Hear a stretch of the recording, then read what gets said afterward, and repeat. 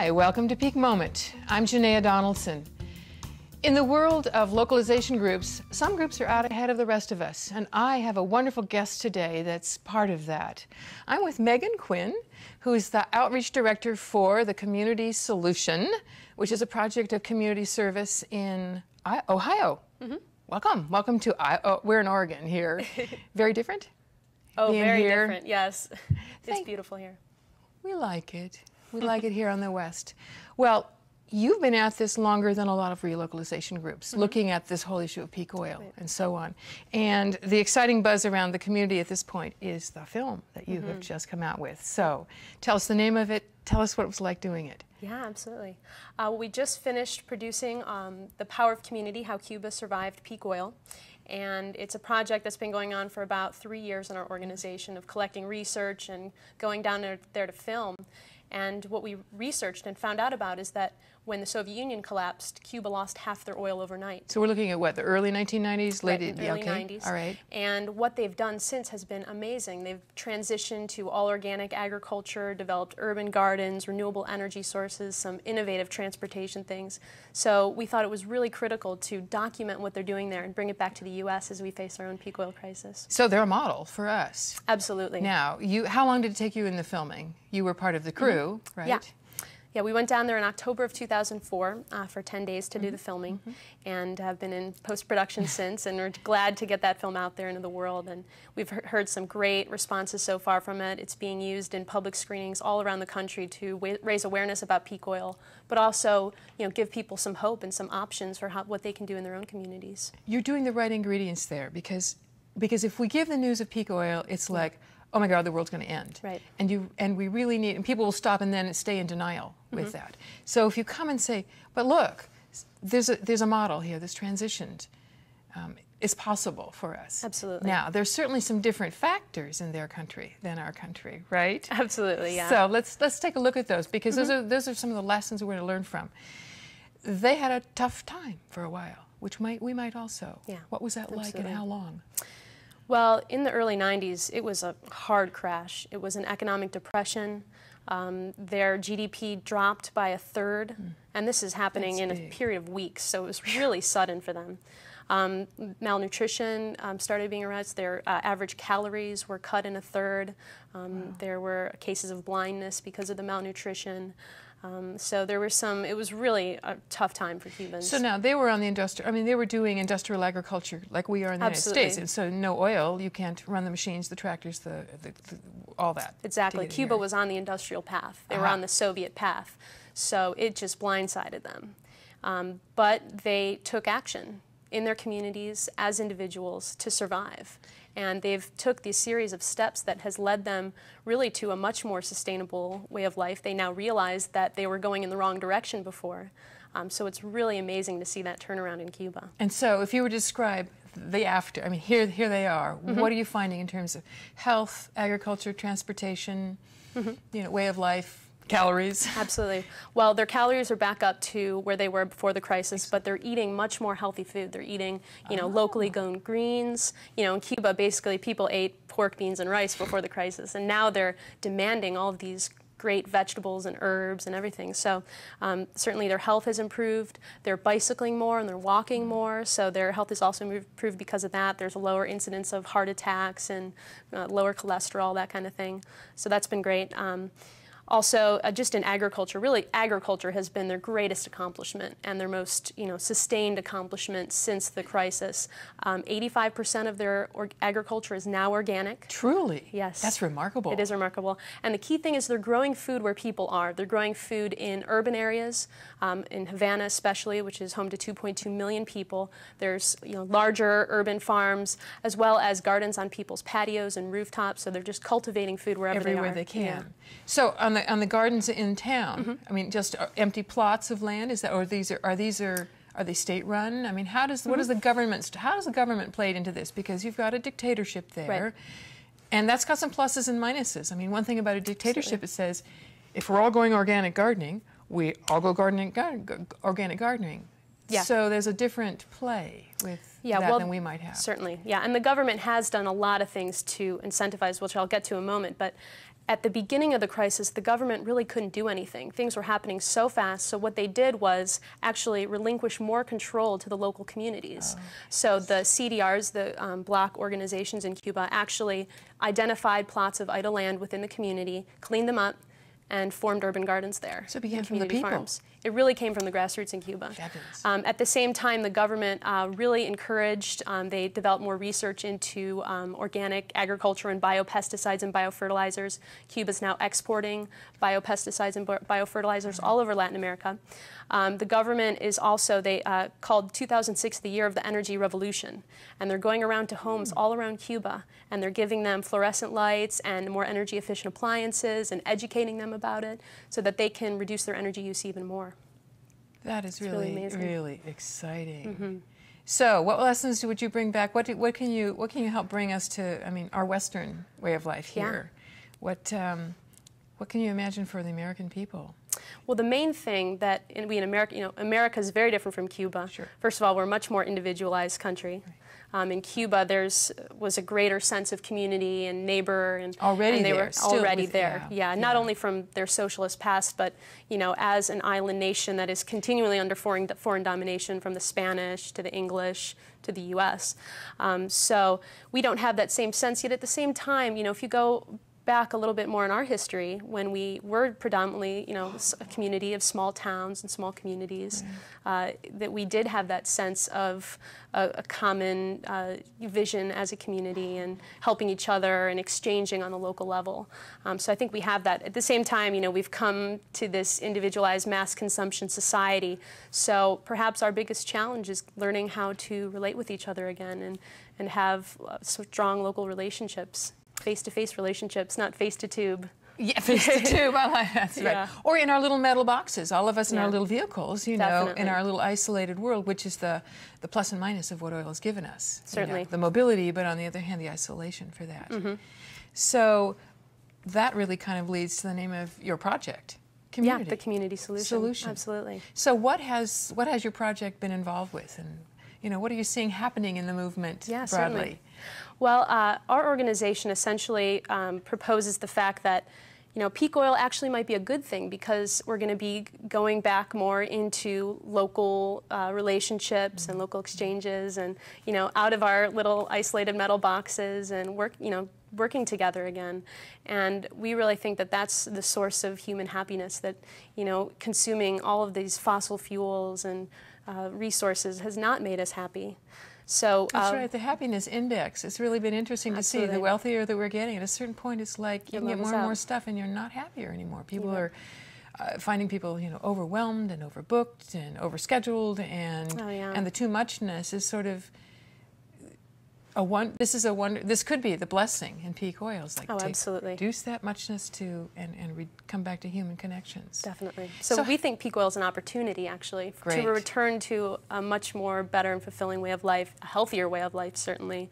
And as you mentioned, getting our time back and having more time for ourselves. And each other. I mean, we're social critters. Certainly. We are. I mean, and we've sort of gotten away from animals. That. Certainly. Definitely. What are you seeing happen in the movement at large? Of sort of the relocalization movement, is other communities are waking up to what your group has been ahead of the curve for many of us. What are you in tap with others? Where are we going? Yeah. Well, one of the great developments I think that's happened over probably about the past year is kind of incorporating global climate change into the message, because I think that the solution that the government and corporations are really going to come at us with is coal.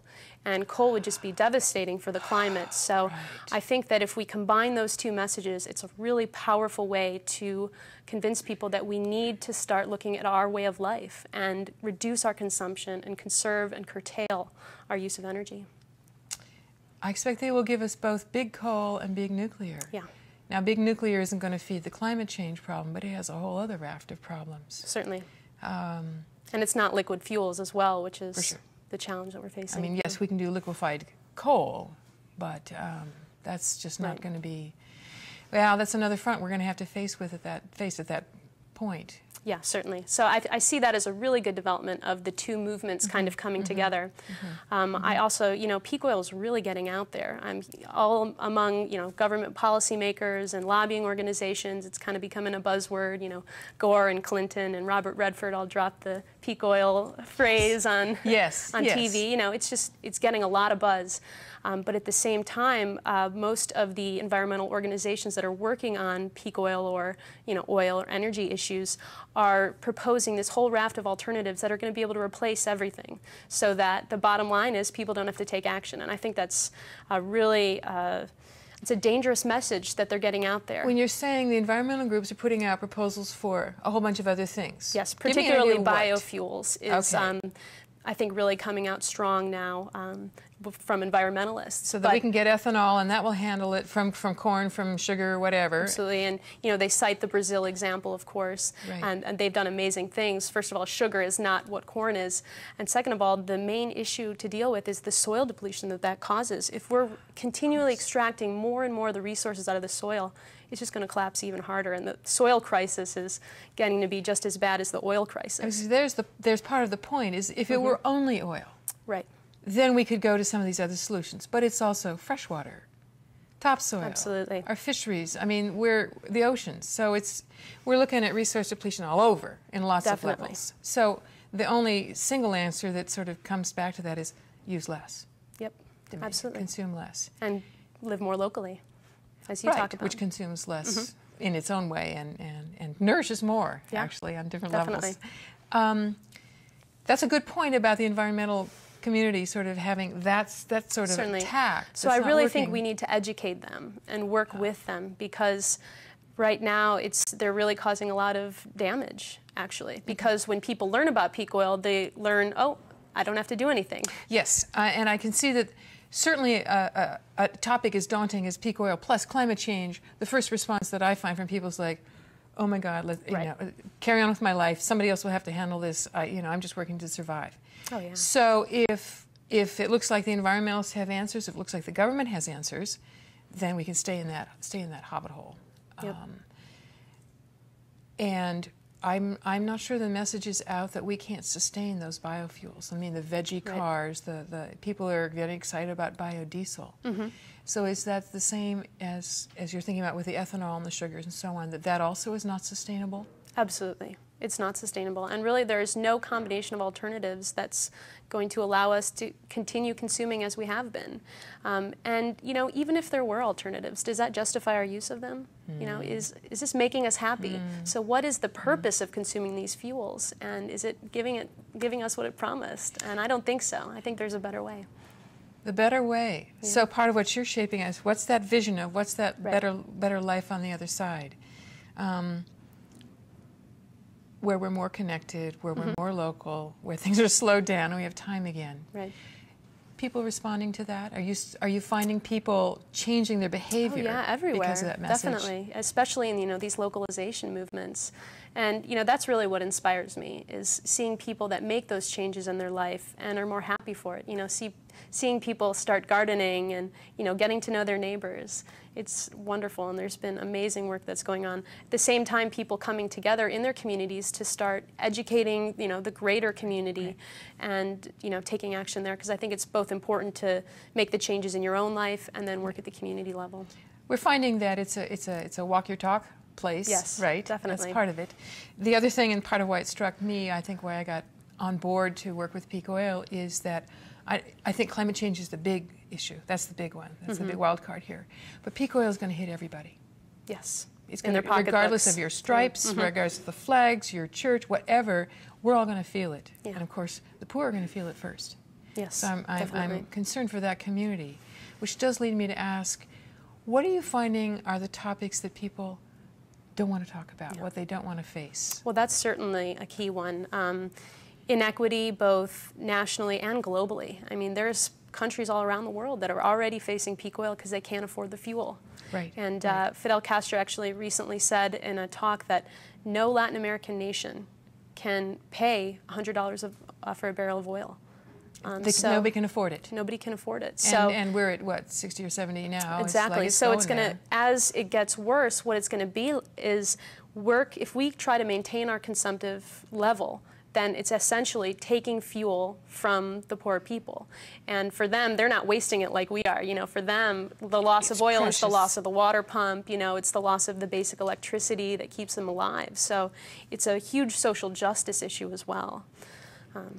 And I'm going to be a devil's advocate here. I can hear the average American sort of thinking, that's too far away. I can't even, right. I mean, it's not on my radar scheme. Not that I'm a bad person, the average American, you know, but if I want to get in my car and go over and get a six-pack of beer, I mean, that's my right as an American, right? It's sort of, and that's, well, I don't want to be that ugly about it, but you know, or get milk, whatever, or take my kids to school. Well, it's a moral issue is what it is.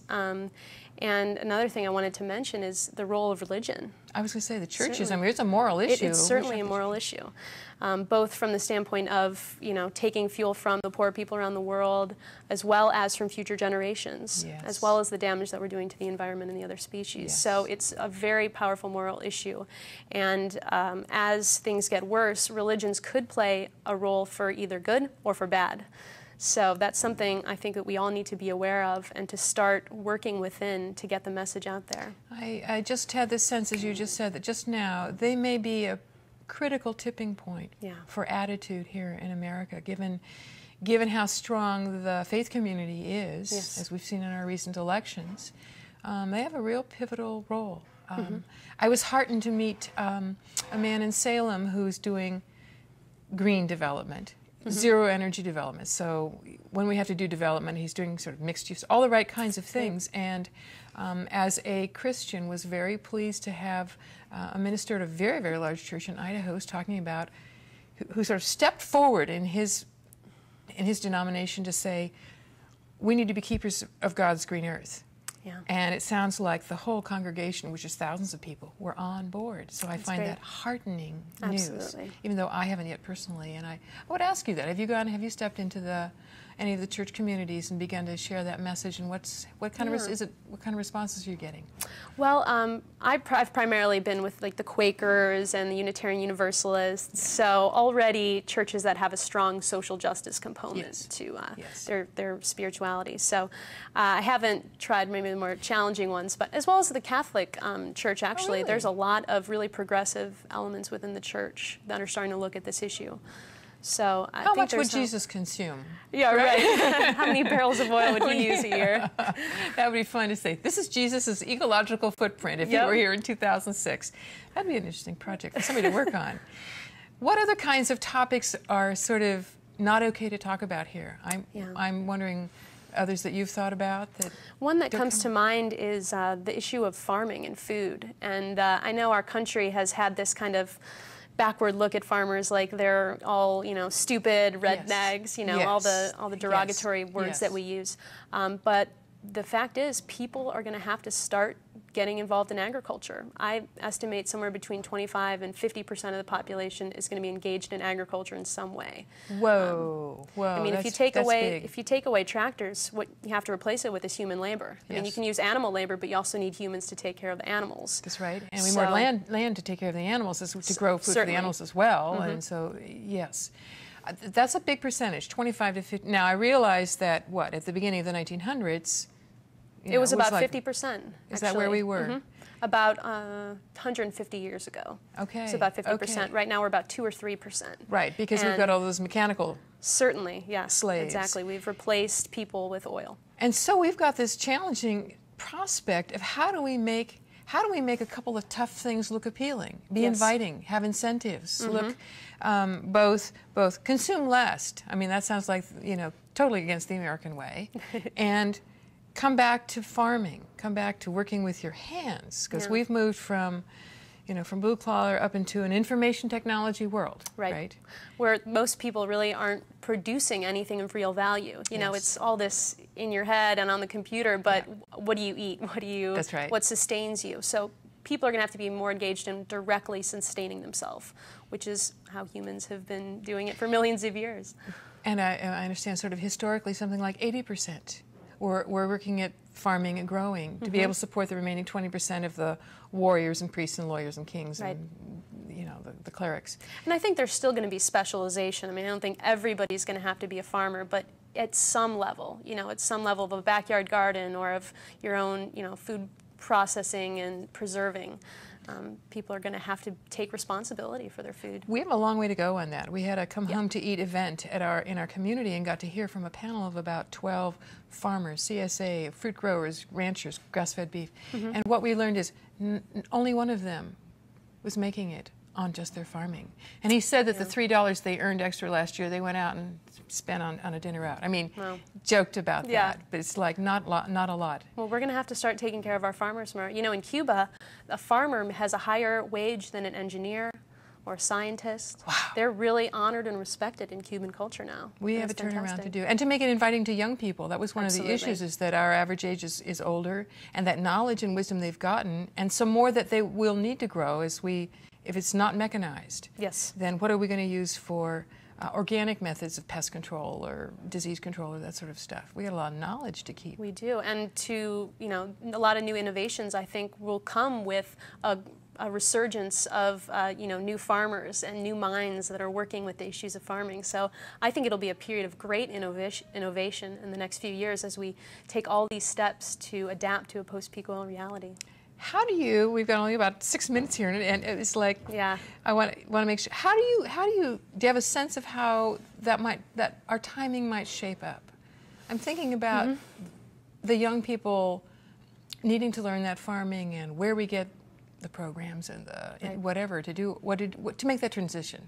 Got senses about that? Yeah. Well, one thing that our organization has put forth is this model called Agraria. And it's essentially a way to develop local agriculture, local workplaces, as well as have a center for retraining farmers, essentially. So I think that there's going to have to be a lot of, on a local level, retraining of new farmers to get active in that.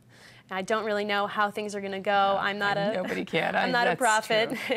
But I feel though that right now time may be our most scarce resource of all. I think we really need to start getting a lot of these things in place, at least as models for when the crisis really hits, so that people will have options to look to, like they have Cuba.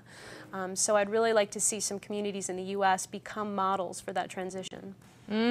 That's a great, okay. Yeah, and so I think the localization movement is all about, really. Yeah. And I think that's really going to inspire people.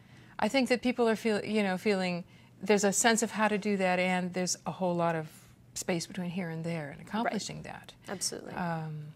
So in the last bit here, other things what inspires you, what other challenges we have ahead of us here?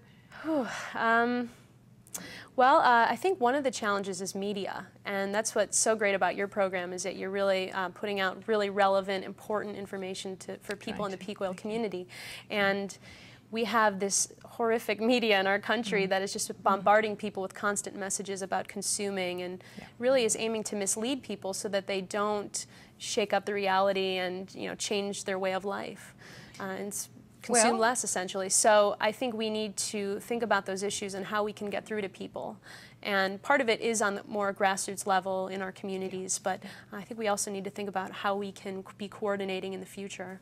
I think it's true. We are the media. Yeah. Since the corporate media has got everything sewed up and is in the pocket of that consumptive model, our great capitalist system here. I do find that people want this information, and they want to share it, and they want to learn what the new things are. And I think that also, when going back to your mention about the environmental groups perhaps misleading us, in a sense, this is a counter to that, because when we have people like yourself saying biofuels aren't going to be it, I mean, there's a real need for, the very active independent media to be saying, look, guys, here's the analysis. This isn't going to fly. Absolutely. So we are able to then, as we go out and present information like you're doing, we can data that's accurate. Absolutely. And there's a lot of great media out there. There's certainly what you're doing, global public media from the Wilderness publications. Right. My organization takes very objective looks at all the alternatives. So I would encourage people to definitely check those out. At the same time, we have an annual conference that we bring together for the movement, and we're actually going to have a panel on localization, really working out the tough issues of localization in terms of, how much can we realistically localize? We're still going to have our computer chips coming in. Obviously, we can't. Right. I don't think we want to give up our internet. I think that would be. I think that's actually one of the things that's a part of the promise of. Certainly. We're not going to go back to the 1800s here. Yes. That global communications network is too precious for us. It's part of our being one whole planet. The view that we got in. When we went to the view from the Earth from space. Absolutely. So yeah, we're not going to have our computer chips made. I mean, we're for sure going to have to think regionally as well as just locally. Absolutely. And besides, we are just not going to manage to grow chocolate here, right? Or coffee. Right. So some of what trading is part of our reality. Absolutely. So how can that proceed in a post-peak oil world? Yeah. So I think there's a lot of great questions, and there's going to be a lot of great people at our conference September 21st through the 23rd. Back in Ohio. Back in Ohio, and more information at communitysolution.org. Hope you'll be able to join us. Oh, we hope so too. That'd be fun to be there. So we still have, however, we got 2 minutes. We got our postscript. A postscript. Okay. What do you love most about what you're doing? What do you love most? Well, there's a great satisfaction in what I'm doing, not just for today, but for future generations, and I really feel that I'm doing good work for them. And in meeting so many wonderful people around the country that care about future generations too, and care about the earth, and it's so wonderful and empowering to be with those kind of people. So it's just such a blessing to be part of this great movement of wonderful, exciting people that are getting active and taking responsibility for their own lives and for the lives of future generations. You say it well. The community is already happening by just these early pioneers in this movement. That you probably could feel welcome in nearly any community in America where this is beginning to take form. Definitely. Thank you for Thank you so joining much. me. This has wonderful. been great fun. My guest is Megan Quinn of the Community Solution in Ohio. I'm Janaea Donaldson, and you're watching Peak Moment, Community Responses to a Changing Energy Future. Join us next time.